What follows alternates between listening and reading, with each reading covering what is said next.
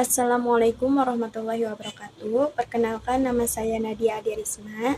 Saya adalah salah satu peserta magang di unit Bimba Alam Jaya. Dan ini adalah hari pertama saya magang. Dan hari pertama saya magang ini, saya akan menjawab pertanyaan-pertanyaan pada soal berikut ini. Soal nomor 1 adalah apa pengertian dari file learning? Pengertian dari file learning adalah proses belajar yang sepenuhnya menyenangkan bagi anak. Proses belajar yang dilakukan dapat memberikan kesenangan, kenyamanan, dan kebahagiaan pada anak. 2. Mengapa proses belajar harus file learning? Karena proses pendidikan harus berbasis cinta dan kasih sayang agar setiap anak dapat merasakan kebahagiaan dalam proses belajarnya sehingga anak menjadi senang belajar. Dan yang ketiga, apa tujuan dari file learning? Tujuan dari file learning adalah menumbuhkan minat belajar secara intrinsik. Anak mau belajar karena keinginannya sendiri.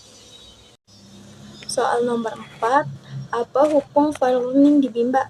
Hukumnya adalah wajib, karena tujuan utama agar anak senang dan bersemangat dalam belajar.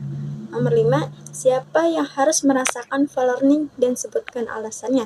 Yang merasakannya itu adalah anak-anak, terus motivator, dan relevan di Bimba, terutama kepada anak-anak, agar bertujuan untuk semangat dalam belajarnya lagi.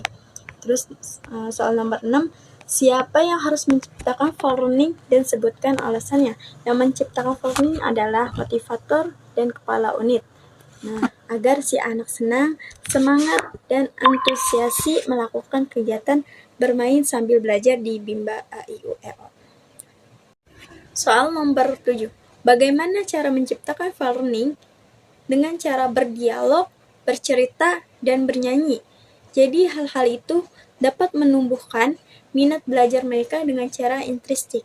Soal nomor 8, bagaimana cara mengevaluasi anak apakah file learning atau tidak? Yaitu dengan cara melihat ekspresi setiap anak senang, semangat, dan antusiasi melakukan kegiatan bermain sambil belajar.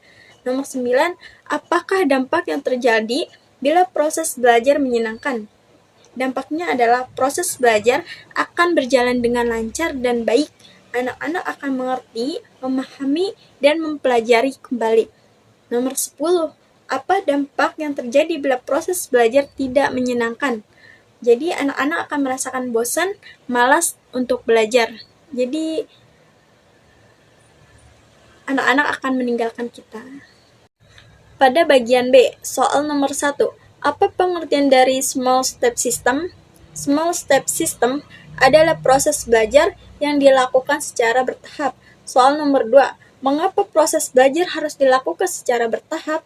Karena tidak mungkin menyenangkan jika tidak bertahap. Soal nomor 3, apa tujuan small step system? Agar proses belajar yang menyenangkan dapat tercipta. Nomor 4, bagaimana cara agar motivator dapat mewujudkan proses belajar yang small step system?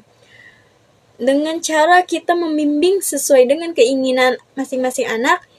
Misalkan, si anak suka dengan beberapa mainan atau film, hal-hal itu bisa kita jadikan sebuah metode dalam belajar. Mungkin ada salah satu kata yang kita bisa ejah gitu. Soal nomor 5, apa dampak yang terjadi bila proses belajar small step system?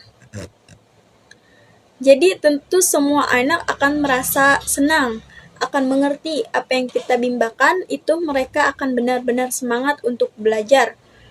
Karena ketika mereka tahu pelajaran apa yang kita buat, hal-hal mereka sukai atau diinginkan dipelajari kembali sama mereka. Soal nomor 6, apa dampak yang terjadi bila proses belajar tidak small step system? Tentu saja, anak tidak dapat menikmati proses pembelajarannya. Mereka akan cepat bosan. Mereka akan cepat meninggalkan kita seperti ya udahlah gitu, males gitu, bosan, jenuh gitu terhadap kondisi anak.